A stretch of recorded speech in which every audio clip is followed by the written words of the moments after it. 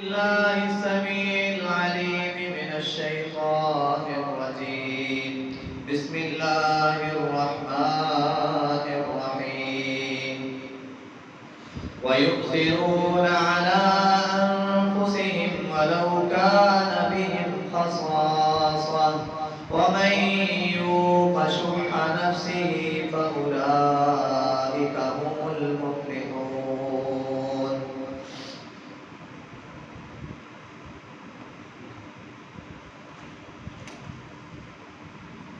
صدق اللہ العظیم. ہر قسم کی حمد و ثنا، بڑائی کبریائی، رفعت و بلندی اللہ اکرم الحاکمین کی ذات کے لیے.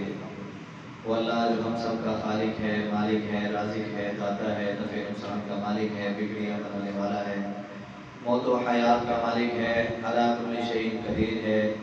بے شمار لا تعداد انگیرت درود و سلام سید الاولین والآخرین، امام مصطفیٰ، امام الرسل، خاتم الانبیاء، آقائے دو جہاں کائنات کے سردار نبی جناب محمد الرسول اللہ صلی اللہ علیہ وآلہ وسلم کی ذات اقدس کے لیے. صاحب اور ساتھیوں، قابل احترام تشریف فرما ماؤں اور بہنوں، اللہ مالک العالم کا بے حد احسان ہے کہ جس مالک کے توفیق سے ہم اس کے گھر میں آئے ہیں جمعے کا حق ادا کرنے کے لیے. دعا ہے رب العالمین سے کہ اللہ احکم الحاکمین ہم سب کو ایسے ہی عبادات میں اور نیک کاموں میں ایک دوسرے سے آگے نکل کر اپنی دنیا اور آخرت کو بہتر بنانے کی توفیق عطا فرمائے. حضرات و سامعین، مدینہ منورہ کی بات چیت ہماری چل رہی تھی. پچھلا جمعہ ہم نے رسول اللہ صلی اللہ علیہ وسلم کا وہ شہر، وہ عظیم جگہ کہ جہاں پہ رسول اللہ صلی اللہ علیہ وسلم ہجرت کر کے آئے اور رب العالمین نے وہاں پہ رونقیں عطا کر دیں، وہاں پہ برکتیں عطا کر دیں. آقا علیہ السلام نے دعائیں کی. بے شمار فضائل مدینے کے آتے ہیں. دعا ہے اللہ احکم الحاکمین سے کہ مدینے کی سرزمین میں مسجد نبوی کے ساتھ اماں جی عائشہ رضی اللہ تعالیٰ عنہ کے حجرے میں جو عظیم ہستی لیٹی ہے، جن کا نام نامی اسم گرامی جناب محمد صلی اللہ علیہ وآلہ وسلم ہے. اللہ احکم الحاکمین ہم سب کو اس نبی سے سچی اور سچی محبت نصیب فرمائے اور اس نبی کی اتباع میں، اس نبی کی تابعداری میں، اس نبی کی فرما برداری میں اپنی زندگیوں کو گزارنے کی ہم سب کو توفیق عطا فرمائے. حضرات و سامعین، مدینہ منورہ یہ وہ عظیم جگہ ہے کہ جہاں پہ رسول اللہ صلی اللہ علیہ وسلم ہجرت کر کے آئے تو آقا علیہ السلام نے لوگوں کو، انصار اور مہاجرین کو آپس میں بھائی بھائی بنایا اور صحابہ اکرام نے پھر اخوت، بھائی چارے، اثار و قربانی کی مثالیں قائم کی اور دلیلوں کو رقم کیا.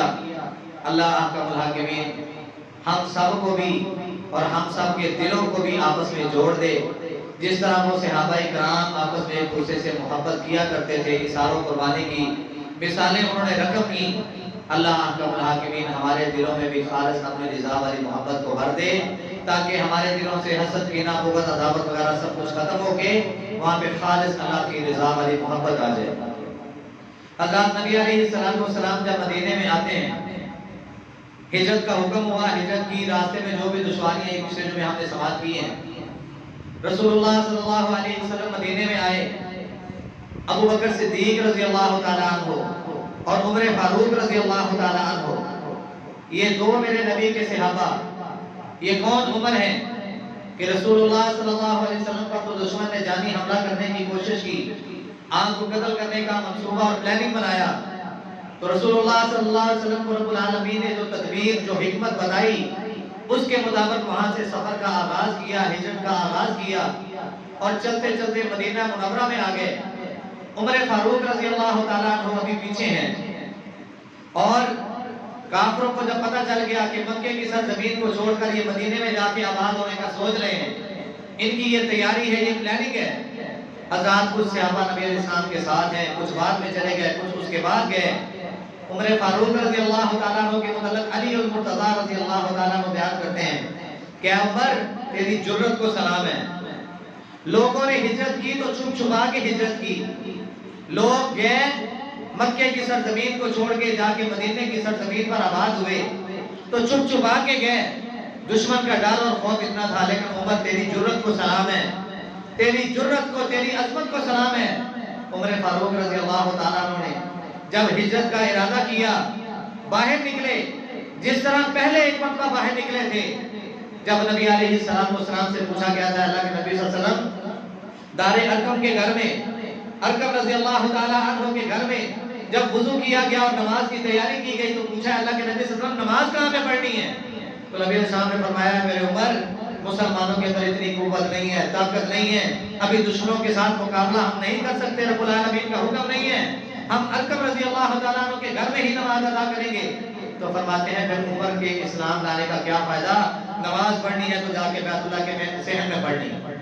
تلوار نکالی اور یہ اعلان کیا کہ ہے کوئی جس کے اندر اتنی جرت ہو جو ہمیں نماز پڑھنے سے روکے, جو بیت اللہ میں جانے سے روکے, جو ہمیں وہاں پہ نماز ادا کرنے سے روکے. کسی نے اگر اپنی بیوی کو بیوہ کروانا ہو, بچوں کو یتیم کروانا ہو تو آئے, آ کے عمر کی تلوار کا سامنا کرے. جب ہجرت کا موقع آتا ہے, عمر رضی اللہ تعالیٰ عنہ یہ واحد شخص ہیں کہ جنہوں نے اس بار بھی اعلان کیا کہ عمر جا رہا ہے ہجرت کر کے. کوئی روکنا چاہتا ہے تو روک لے, کوئی روک سکتا ہے تو روک لے. عمر جا رہا ہے, کسی کے اندر اتنی جرت ہے, طاقت ہے, ہمت ہے تو آ کے آج عمر کو روک کے دکھائے, آ کے آج عمر کی تلوار کا سامنا کرے.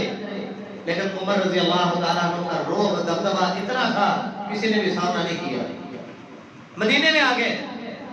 اما جی عائشہ رضی اللہ تعالیٰ عنہ طیبہ طاہرہ مطہرہ رضی اللہ تعالیٰ عنہ, صحیح البخاری اور صحیح مسلم کی روایت ہے کہ مدینے میں جب آئے تو مدینے کے اندر ایک وبا پھیلی ہوئی تھی, ایک بیماری تھی, جس طرح ہمارے ہاں کرونا وائرس تھا. ایک وبا پھیلی ہوئی تھی اور عمر رضی اللہ تعالیٰ عنہ اور ابو بکر صدیق رضی اللہ تعالیٰ عنہ اس بیماری کی, اس وبا کی زد میں آ گئے, بیمار ہو گئے. نبی علیہ السلام کو پتا چلا کہ میرے دو جانشین, میرے دو ساتھی, میرے دو صحابہ شدید بیمار ہیں, اس وبا میں مبتلا ہو گئے, اس بیماری میں مبتلا ہو گئے. آقا علیہ السلام کو پتا چلا تو نبی علیہ السلام نے دعا کی. حضرات یہ دعا سن کے اندازہ کیجئے گا کہ رسول اللہ صلی اللہ علیہ وسلم کو مدینے سے کتنی محبت تھی. نبی علیہ السلام دعا کرتے ہیں اللہم حبب الینا المدینہ کحبنا مکہ او اشد. اے اللہ جس طرح تو نے ہمارے دلوں میں مکے کی محبت کو رکھا تھا, اے اللہ ہمارے دلوں میں اسی طرح مدینے کی محبت کو بھی رکھ دے. او اشد یا اس سے زیادہ مدینے کی محبت کو ہمارے دلوں میں رکھ دے. اللہم بارک لنا فی ساعنا, اے اللہ اس کے سا میں, یہ ایک پیمانہ تھا جس طرح ہمارے ہاں چلتا ہے نا, کلو, 2 کلو, 3 کلو, 4 کلو. اس وقت سا چلتے تھے, مد ہوتے تھے, ٹوکرے ہوتے تھے جن کی پیمائش کی گئی تھی. یہ 1 سا کا ہے, یہ 1 مد کا ہے, یہ 1 کلو کا ہے یا 5 کلو کا ہے. انہوں نے وہ اپنے پیمانے تیار کیے ہوئے تھے. اللہم بارک لنا فی ساعنا, اللہ اس کے سا میں, اس کے پیمانوں میں برکتیں عطا کر دے. وفی مدنا, اور اس کے مد والے پیمانے میں بھی برکت عطا کر دے. مطلب کیا ہے, پیمانہ خالی پڑا ہو, کسی کام کا ہے, آپ کسی دکان پہ چلے جائیں, تکڑی وٹا رکھا ہوتا انہوں نے اور ایک وہ چھاپا رکھا ہوتا ہے, اگر وہ خالی پڑا رہے کوئی فائدہ ہوگا؟ جب تک اس کے اندر کوئی چیز ڈال کے اس کا وزن نہیں کیا جائے گا تب تک وہ بیکار ہے. اس کا فائدہ تب ہوگا, اس کا مقصد تب پورا ہوگا کہ جب اس کے اندر رکھنے والی چیز کو رکھ کے نام تول کیا جائے گا. تو نبی علیہ السلام دعا کر رہے ہیں وَسِحْرَا لَنَا وَنْقُلْ إِلَى الْجُحْفَةِ, اے اللہ اس کی بیماریوں کو یہاں سے منتقل کر دے. یہ جو وبا پھیلی ہوئی ہے, یہ جو بیماری یہاں پہ پھیلی ہوئی ہے, اے اللہ اس بیماری کو یہاں سے منتقل کر دے.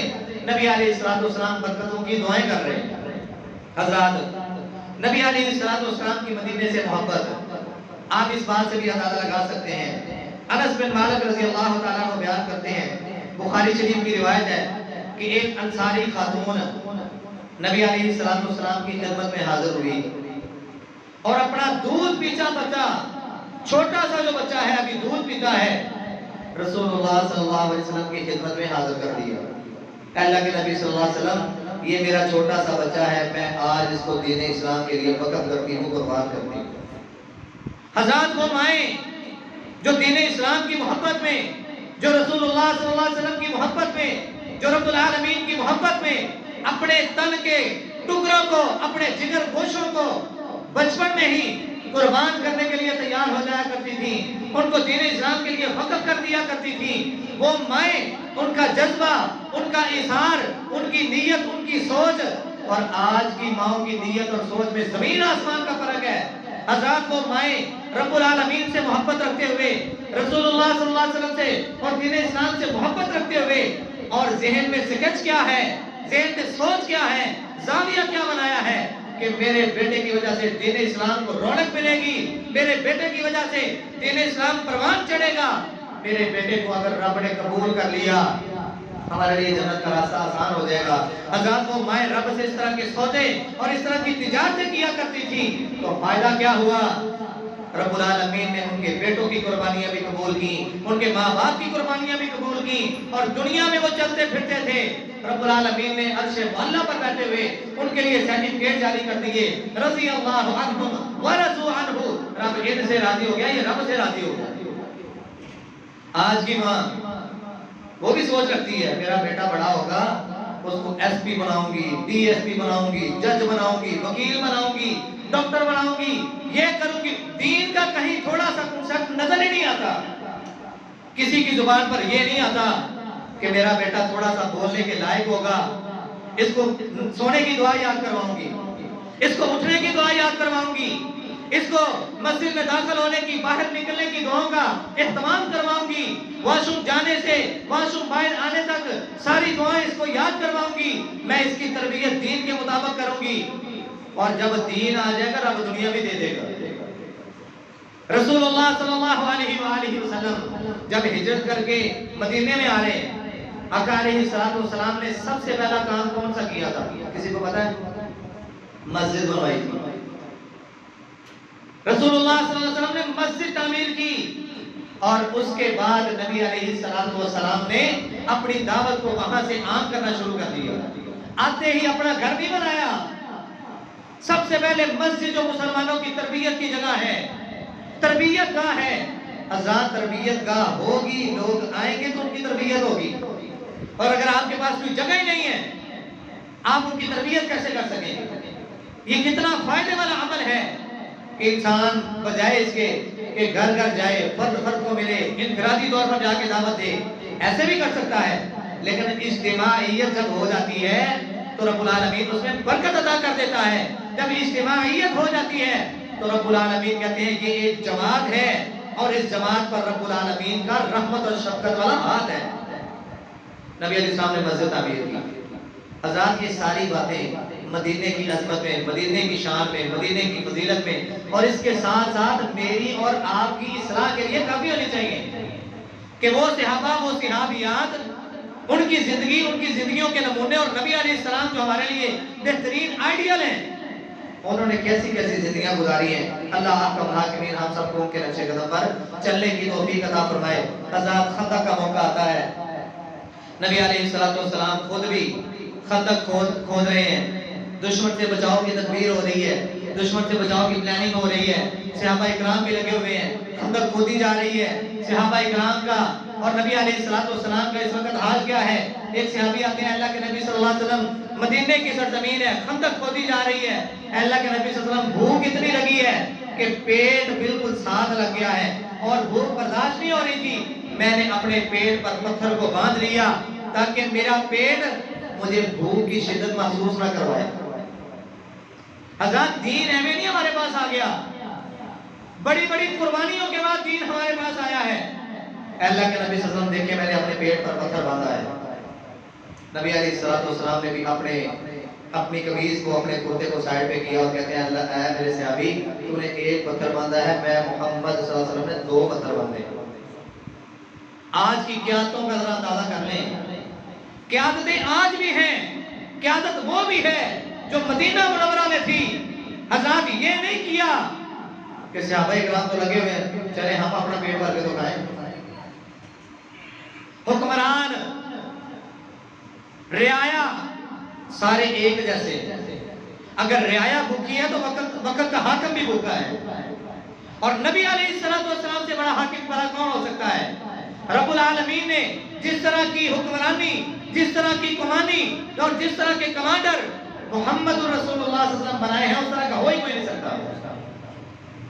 چیف آف آرمی اسٹاف ہے، کمانڈر ہیں، ان کی کمان میں نیچے صحابہ اکرام اپنے پیٹوں پر ایک ایک پتھر باندھے ہوئے ہیں، اور جو آرمی چیف ہے اس نے کتنے پتھر باندھے ہوئے ہیں؟ 2 پتھر باندھے ہوئے ہیں۔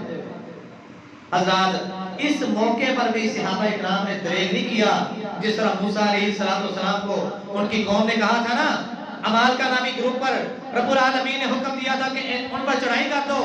یہ وہ گروپ تھا جو بیت المقدس کے قریب تھا، اور وہاں پہ بنی اسرائیل کو جانے کا حکم دے دیا گیا کہ وہاں پہ جاؤ اور جا کے ان کے ساتھ لڑائی کرو، جہاد کرو اور ان کو صفحہ ہستی سے مٹا دو۔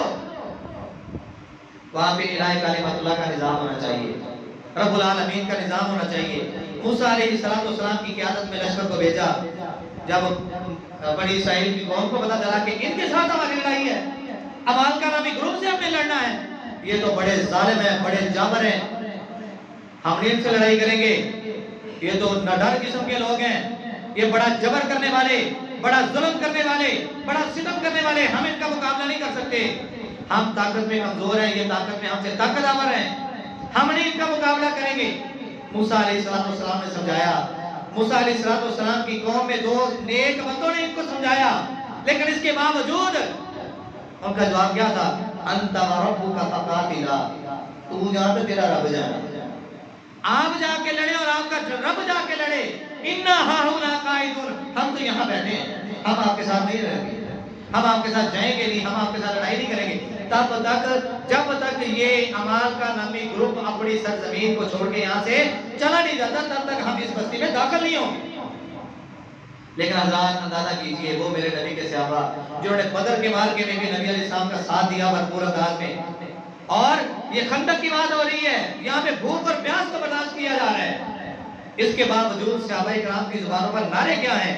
نحن الذین بایعوا محمدا علی الجہاد ما حیینا ابدا، کہتے ہیں ہمیں اس بات پر فخر ہے کہ ہم نے محمد، جو پیار کرتے ہیں بڑے ضرور ہے، صلی اللہ علیہ وسلم، ہم نے محمد رسول اللہ صلی اللہ علیہ وسلم کے ہاتھ پر بیعت کی ہے، ہم نے جہاد کو پسند کیا ہے، اور جب تک ہماری زندگی ہے ہم اسی پر ہی اپنی زندگی کو گزاریں گے۔ یہ نعرے لگا رہے ہیں، پیٹوں پر پتھر باندھے ہوئے ہیں، بھوک اور پیاس کو برداشت کیا جا رہا ہے، خندق کو کھودا جا رہا ہے، اور زبان پر نعرے کیا ہیں جس میں محمد رسول اللہ صلی اللہ علیہ وآلہ وسلم کے ساتھ اور جہاد کے ساتھ اور رب العالمین کے ساتھ محبت کا ثبوت دیا جا رہا ہے کہ ہم نبی علیہ السلام کے ہاتھ پہ ہم نے بیعت کی ہے، کوئی پچھتاوا نہیں، ہمیں اس بات پر فخر ہے، ہم نے جہاد والے راستے کو پسند کیا ہے، کوئی ہمیں پچھتاوا نہیں ہے، کوئی افسوس نہیں ہے، اور اس بات پر ہم فخر کرتے ہیں کہ رب العالمین نے ہمیں محمد جیسی عظیم ہستی دی، جہاد والا راستہ دیا، اور اسی راستے پر ہم اپنی پوری زندگی قربان کرنے کے لیے تیار ہیں۔ نبی علیہ السلام جب ان الفاظ کو سنتے تھے تو آقا علیہ السلام ان کو جواب دیتے تھے، اللہم لا عیش الا عیش الاخرہ فاکرم انصار والمہاجرہ، اے اللہ مہاجرین پر اور انصار پر خوش ہو جا، ان سے راضی ہو جا، اور جس کے لیے نبوت والی زبان یہ اعلان کر دے، اور دعا کی کس سے کی جا رہی ہے؟ رب العالمین سے۔ دعا کرنے والی ہستی کون ہے؟ محمد رسول اللہ، اور دعا کی کن لوگوں کے لیے جا رہی ہے؟ جو میرے نبی کے ساتھ پیٹ پر پتھر باندھ کے دشمن سے بچاؤ کی تدبیر کر رہے ہیں، خندق کھود رہے ہیں۔ حضرات مدینہ منورہ جس طرح مکہ المکرمہ کو رب العالمین نے حرمت والا بنایا ہے، کس کی دعا کی وجہ سے؟ جی 2 جمعے سنے ہم نے، مکے کی عظمت پر، مکے کی شان اور مکے کی فضیلت پر۔ جزاک اللہ خیر، اللہ آپ کی زندگی میں برکت عطا فرمائے۔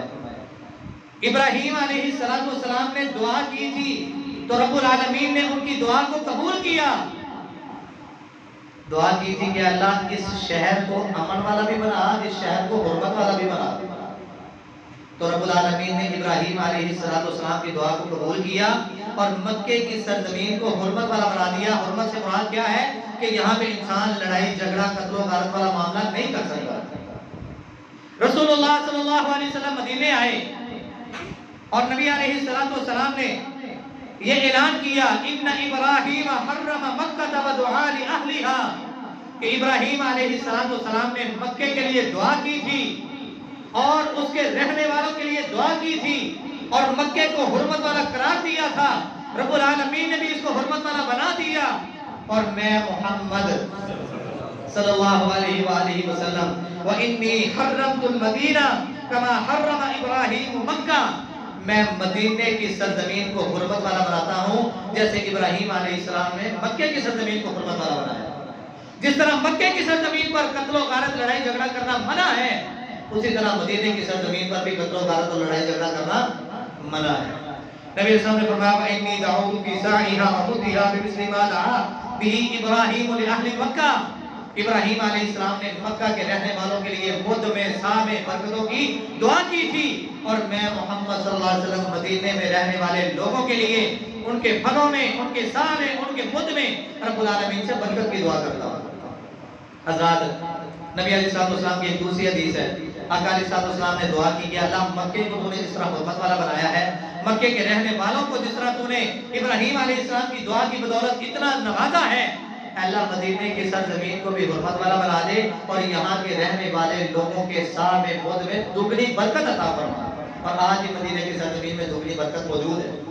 کس کی دعا کی بدولت؟ کس کی دعا کے سبب؟ کس کی دعا کی وجہ سے؟ محمد رسول اللہ صلی اللہ علیہ وسلم کی دعا کی برکت کی وجہ سے. حضرات مدینہ منورہ کے لیے نبی علیہ السلام نے جہاں پہ ہم نے ابھی سٹارٹنگ میں حدیث سنی ہے کہ وہاں پہ وبا تھی ایک بیماری تھی نبی علیہ السلام نے دعا کی اللہ احکم الحاکمین نے اس بیماری کو مدینے کے سرزمین سے منتقل کر دیا کہیں اور ڈال دیا وہاں سے بیماری کو ختم کر دیا. نبی علیہ السلام نے جہاں پہ اس کے سا میں اس کے مد میں دعائیں کی ہیں برکتوں کی دعائیں کی ہیں وہاں پہ نبی علیہ السلام نے اس کے پھلوں میں بھی اضافے کی پھلوں میں برکتوں کی دعائیں کی ہیں کہ اللہ مدینے کے جتنے پھل ہیں ان میں برکتیں عطا کر دے ان میں برکتیں عطا کر دے. آج بھی ہم جاتے ہیں اللہ ہمارا بھی ہم سب کو لے کے جائے مدینے کے اندر آپ کو ہر قسم کا پھل ملتا ہے کہ نہیں اور کثیر تعداد میں ملتا ہے. کھجور تو عام ہے نا وہاں پہ. اس کے علاوہ بھی رب العالمین نے وہاں پہ نبی علیہ السلام کی دعا کی برکت کی وجہ سے اللہ احکم الحاکمین نے وہاں پہ اپنی رحمت کے نزول کیے ہیں اور وہ رحمت کے کرشمے آج بھی دیکھنے کو ملتے ہیں. اللہ احکم الحاکمین ہم سب کو وہاں کی حاضریاں بار بار نصیب فرمائے. آج کسی کو اگر کہا جائے نا کہ یار آپ کو پلاٹ دیا جاتا ہے بیریا ٹاؤن میں خوش ہوگا کہ نہیں جی خوش ہوگا یقینا کہ رات میں بارش آ جاتا ہے گوڑے گوڑے پانی کھڑا ہو جاتا ہے گیس کی پرابلم ہے لوڈ شیڈنگ کا مسئلہ ہے یہ ہے ہزار مسئلے ہم بیان کرتے ہیں کیوں جی کر سکتے ہیں کہ نہیں. اگر کسی کو کہا جائے کہ آپ کو کسی قسم کی کوئی پریشانی نہیں آپ کی زندگی بھی سکون میں آپ کی موت بھی سکون میں مرنے کے بعد کی جو زندگی ہے وہ بھی سکون میں ایک ایسی جگہ موجود ہے ایک ایسی جگہ موجود ہے جس کو کیا کہتے ہیں مدینہ. دشواریاں بے شک آئی ہیں جس طرح نبی علیہ السلام کو آئی ہیں پریشانیوں کا سامنا کیا ہے صحابہ اکرام نے اپنی قربانیاں پیش کی ہیں اپنے آپ کو پیش کر دیا اپنے مال کو پیش کر دیا بیوی بچے قربان کر دیے. آزاد کئی صحابہ ہیں جو ہجرت کر کے آئے ہیں مال و متاع بھی چھین لیا گیا بیوی بھی چھین لی گئی بچے بھی چھین لیے گئے اور وہ پیدل چل کے کتنا سفر پڑتا ہے جی مکے سے مدینے کا جی تقریباً 300 350 400 یا 450 کے قریب ہے. یہاں سے اسلام آباد کتنا ہے تقریباً اتنا ہی ہے نا. صحابہ کرام مکے سے پیدل چل کے مدینے میں آئے مکے سے پیدل چل کے میں اللہ کی قسم اٹھا کے کہتا ہوں اور صحابی بھی وہ نام ابھی میرے ذہن میں نہیں آ رہا کہ وہ صحابی جو ایک مرتبہ ایک لباس پہن لیتے تھے دوبارہ اس کی باری نہیں آتی تھی اور مدینے مکے کی سرزمین میں اس صحابی جیسی عظیم خوشبو کا استعمال کوئی کرتا نہیں تھا مہنگی خوشبو کا استعمال کوئی کرتا نہیں تھا. لوگ رقص کرتے تھے اس پر کہ یار کتنی پیاری خوشبو کا استعمال کرتا ہے کتنا پیارا اس نے لباس پہنا ہے. ایک مرتبہ جو سوٹ پہن لیا دوبارہ اس کی باری نہیں آتی تھی رب نے اتنا نوازا تھا. اور جب کافروں کے ظلم و ستم سے مجبور ہو کر رب العالمین نے حکم کیا پیدل صحابہ اکرام ہجرت کر کے آئے. مصعب بن عمیر رضی اللہ تعالیٰ عنہ صحابی کا نام ہے. یہ وہاں سے نکلتے ہیں بیوی ساتھ ہے سواری ساتھ ہے، پیسہ روپیہ ساتھ ہے، بچہ ساتھ ہے، وہاں سے نکلے ہیں، مدینے کو جانے کا ارادہ کیا ہے۔ اس کے سسرال والے آ گئے، ہاں جی کدھر جا رہے ہو؟ میں مکے کی زرزمین کو چھوڑ کے محمد رسول اللہ صلی اللہ علیہ وسلم کا ساتھ دینے کے لیے مدینے میں جا رہا ہوں۔ بھائی آ گئے، یہ مال جو تو لے کے جا رہا ہے اس کا حقدار تو نہیں ہے۔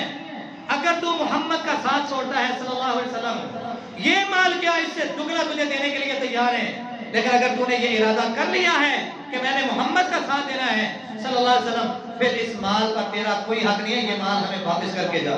مال چھین لیا۔ سسرال والے آ گئے، ہاں جی کدھر جا رہے ہو؟ مدینے جا رہا ہوں نبی علیہ السلام کا ساتھ دینے کے لیے۔ اگر جانا ہے یہ ہماری بیٹی ہے، یہاں پہ رہو گے، بیٹی تو آپ کو دے ہی دی ہے، ساتھ میں مال و متاع باغات کا مالک بنا دیں گے، خزانوں کا مالک بنا دیں گے، کسی لالچ کی پرواہ نہیں کی، سب کچھ وہیں پہ چھوڑ دیا۔ کہا ٹھیک ہے بیوی رکھنی ہے رکھ لو، بیٹے کو پکڑا سواری میں بٹھایا، چلنے لگے۔ کہتے ہیں بیٹا بھی ہمارا ہی ہے، اگر بہن ہماری ہے تو یہ اولاد اس میں سے ہی ہے۔ بیٹا بھی لے لیا، بھائیوں نے سواری بھی چھین لی، کچھ نہیں چھوڑا، ماں سوائے جسم پر جو ایک سوٹ پہنا ہوا ہے۔ چلتے چلتے چلتے چلتے پاؤں میں جو جوتی تھی اس کی حالت یہ ہو گئی کہ وہ ختم ہو گئی۔ ننگے پاؤں چلتے چلتے مدینہ میں آئے، نبی علیہ السلام کے پاس جب آتے ہیں تو تن پہ جو لباس ہے وہ بھی پھٹ چکا ہے۔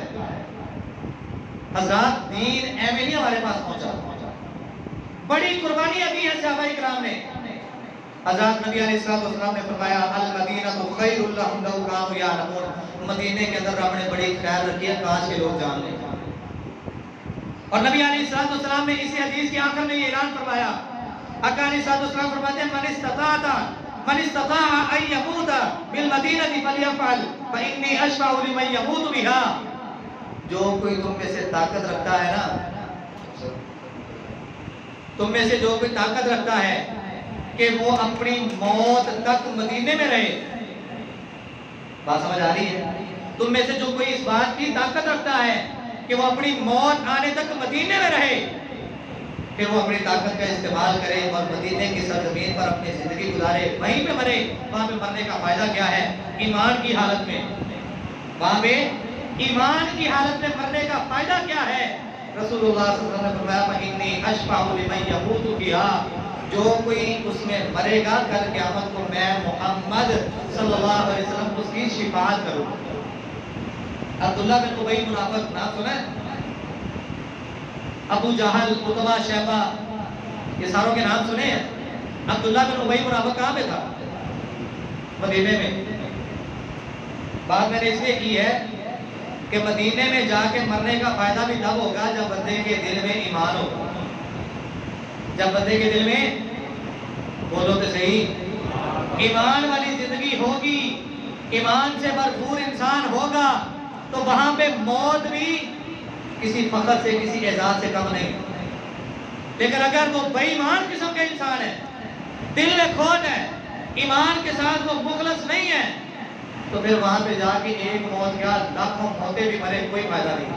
آج ہم مدینے میں جا کے مرنے کی دعائیں کرتے ہیں کہ نہیں کہ اللہ مدینے میں موت دے دے، اللہ مدینے میں موت دے دے، لیکن کیا کبھی میں نے اور آپ نے اپنے گریبان میں جان کے دیکھا ہے کہ میرے دل میں جو ایمان ہے اس کے اندر اخلاص موجود ہے کہ نہیں؟ میں دین کے ساتھ، میں اسلام کے ساتھ، میں جو اپنے نام کے ساتھ مسلمان کا ورڈ یوز کرتا ہوں، میں ان چیزوں کے ساتھ مخلص ہوں کہ نہیں ہوں؟ اللہ کا الحاکمین ہم سب کو ایمان کی حالت میں وہاں پہ لے کے جائے، اور ایمان کی حالت میں ہم سب کو وہاں پہ موت بھی دینے پر قادر ہے۔ وہاں پہ ایمان کی حالت میں مریں گے تو کامیاب ہوں گے، نبی علیہ السلام کی شفاعت کے حقدار بنیں گے، وغیرہ کوئی فائدہ نہیں۔ حضرات یہی وجہ تھی کہ عمر فاروق رضی اللہ تعالیٰ عنہ جب بھی دعا کے لیے ہاتھ اٹھاتے تھے تو کیا دعا کرتے تھے؟ اللہم ارزقنی شہادتا فی سبیلک، اللہ مجھے اپنے راستے میں شہادت کی موت نصیب فرما۔ کبھی ہم نے بھی دعا کی؟ خالد بن ولید یا دیگر صحابہ جنہوں نے جنگوں کی صفوں میں اپنے آپ کو صف اول پر رکھا، وہ شہادتوں کی دعائیں کر رہے ہیں، آج ہم نے بھی کلمہ پڑھا اس نبی کا، ہم نے کبھی شہادت کے بارے میں سوچا ہی نہیں، یار مرنا ہے کہ نہیں جی، کہ بیمہ کروایا سی سب نے مرنا ہے نا، میں نے بھی مرنا ہے، آپ سب نے بھی مرنا ہے، پتہ نہیں کب وہ وقت آ جائے۔ تو کتنی ہی اچھی وہ موت ہو کہ انسان اپنی زبان سے دعا کرے کہ اللہ مجھے شہادت کی موت دینا، مرنا تو ہے لیکن اللہ مجھے شہادت کی موت دینا، ایمان کی حالت میں، توحید کی حالت میں اگر بندہ شہید ہو رہا ہے تو حضرات ایسے شہید کا نبی علیہ السلام نے جو بیان کیا ہے کہ شہید بندہ اس کو موت بعد میں آتی ہے، رب العالمین جنت میں اس کو اس کا مقام، اس کی جگہ، اس کا محل پہلے دکھا دیتا ہے۔ اللہم ارزقنی شہادۃ فی سبیلک، عمر فاروق رضی اللہ تعالیٰ عنہ کی دعا کہ اللہ مجھے اپنے راستے میں شہادت کی موت دینا، وجعل موتی فی بلد رسولک، کہ اللہ مجھے اپنے نبی کے شہر مدینے میں موت دینا۔ کیونکہ پھر اللہ نے دعا قبول کی کہ نہیں؟ رب العالمین نے دعا کس انداز میں قبول کی کہ دعا تو کر رہے ہیں کہ اللہ مجھے شہادت دینا اور مجھے موت دینا، کس شہر میں؟ نبی علیہ السلام کے شہر میں۔ رب العالمین نے دعا کو کتنے خوبصورت انداز میں قبول کیا، صرف نبی علیہ السلام کا شہر نہیں، صرف نبی علیہ السلام کی مسجد نہیں، نبی علیہ السلام کی وراثت کا چھوڑا ہوا مسلح پر کھڑے ہیں اور دشمن نے وار کیا ہے، مسلح بھی رسول کا، مسجد بھی رسول کی، اور امامت کا دیا ہوا فریضہ بھی رسول کا، اور شہر بھی رسول کا۔ رب العالمین نے اس انداز میں دعا کو قبول کیا اور وہیں پہ یہ شہید ہوتے ہیں۔ حضرات ہمیں بھی یہ دعائیں کرنی چاہیے، ان دعاؤں کو اپنی زندگی کا حصہ بنائیں۔ اللہم ارزقنی شہادۃ فی سبیلک وجعل موتی فی بلد رسولک، اگر مدینے میں مر کے نبی علیہ السلام کی شفاعت لینا چاہتے ہیں ان دعاؤں کو اپنی زندگی میں شامل کریں۔ حضرات مدینہ منورہ یہ ایک ایسی عظیم جگہ ہے، ایسی عظیم جگہ ہے کہ جو لوگوں کی چھانٹی کرتا ہے، لوگوں کی چھانٹی۔ جس طرح ہم گھروں میں دیکھتے ہیں، ہمارے گھروں کی مائیں بہنیں گندم چن رہی ہو نا، تو گندم کے اندر اگر کنکر آ جائے، پتھر آ جائے یا کوئی ایسی چیز کہ جو آٹے کے اندر مناسب نہیں ہوتی، وہ کیا کرتی ہیں؟ اس کو پکڑ کے کیا کرتی ہیں؟ یار سارے گندم کھاتے بولو تو صحیح، اس کو نکال کے باہر پھینک دیتی ہے، ضائع کر دیتی ہیں۔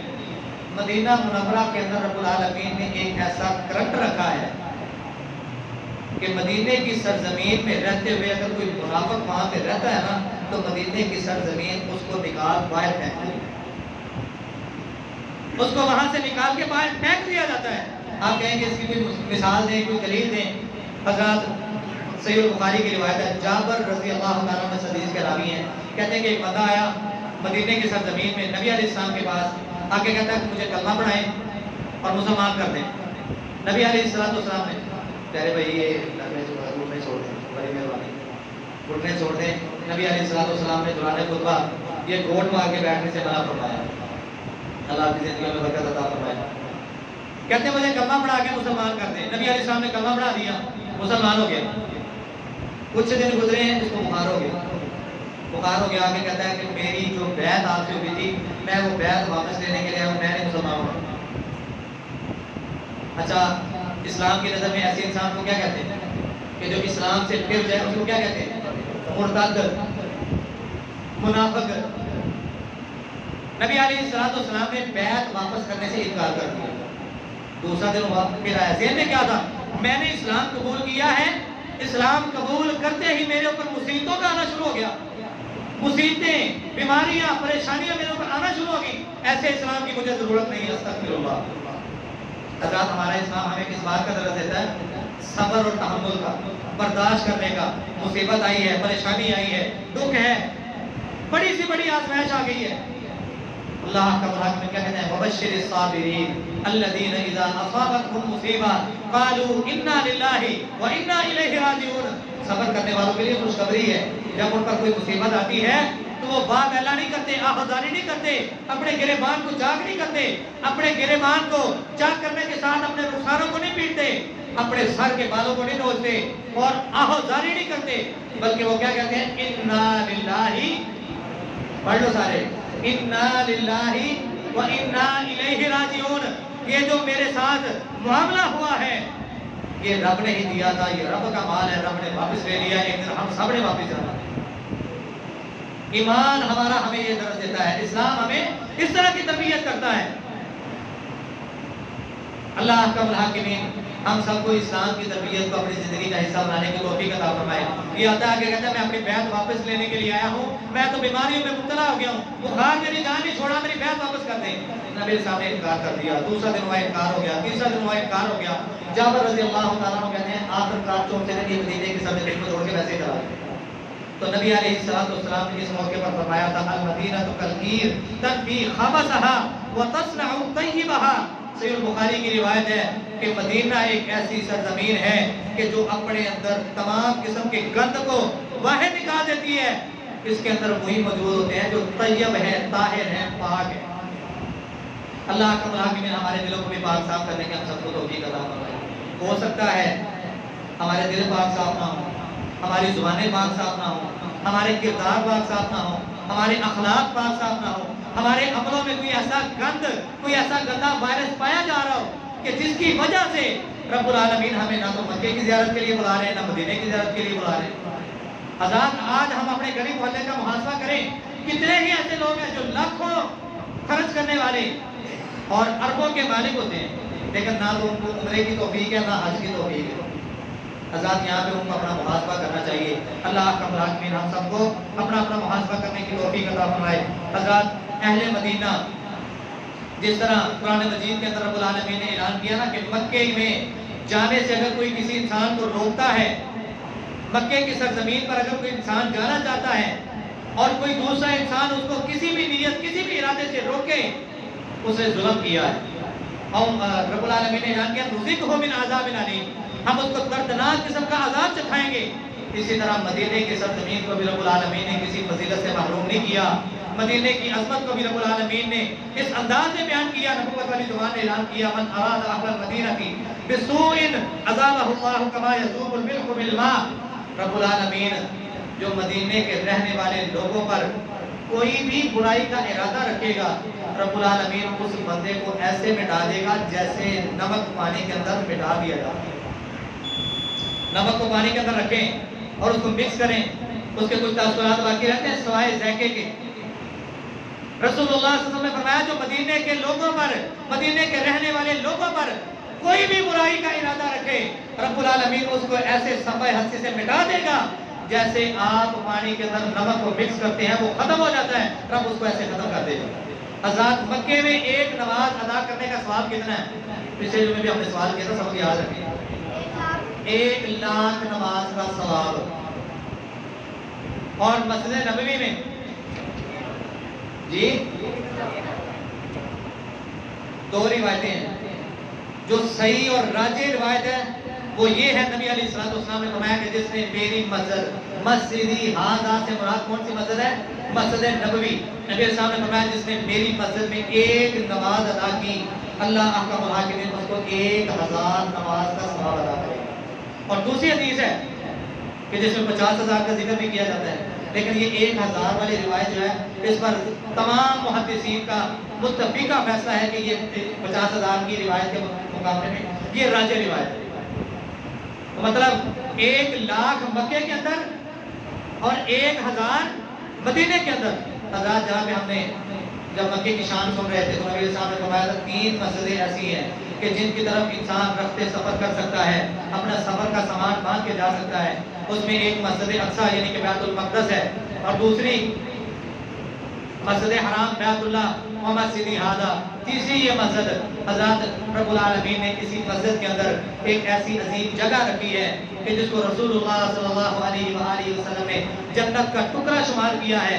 نبی علیہ السلام نے فرمایا ما بین بیتی و منبری روضۃ من ریاض الجنہ، میرے منبر کے درمیان یعنی کہ میرے منبر سے لے کے جو لوگ گئے ہیں انہوں نے دیکھا ہے، نبی علیہ السلام کا جو منبر ہے اس کے بعد آگے جا کے تھوڑا سا حصہ ہے نبی علیہ السلام کا جو حجرہ تھا، عائشہ رضی اللہ تعالیٰ عنہ کا حجرہ جہاں پہ نبی علیہ السلام کی آج قبر مبارک ہے، یہ درمیانی حصہ نبی علیہ السلام نے اس کو جنت کا ٹکڑا شمار کیا ہے۔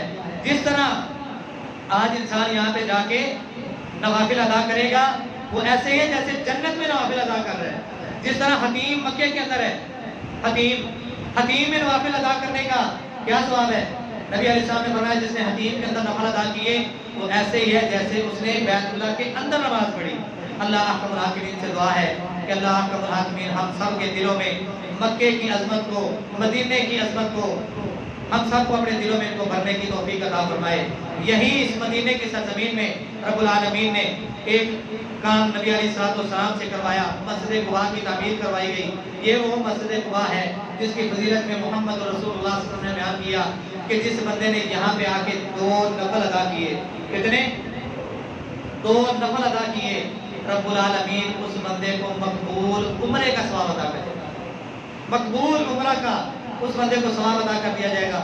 اللہ ہم سب تجھ سے دعا گو ہیں، یہ مکے کے مقام، یہ مدینے کے مقام، یہ وہ جگہیں، یہ وہ عظیم جگہ جن پر تو نے اتنی فضیلتیں رکھی ہیں، اتنا اجر و ثواب رکھا ہے، اللہ ہم سب کو بھی اس قابل کر دے کہ ہم ان سے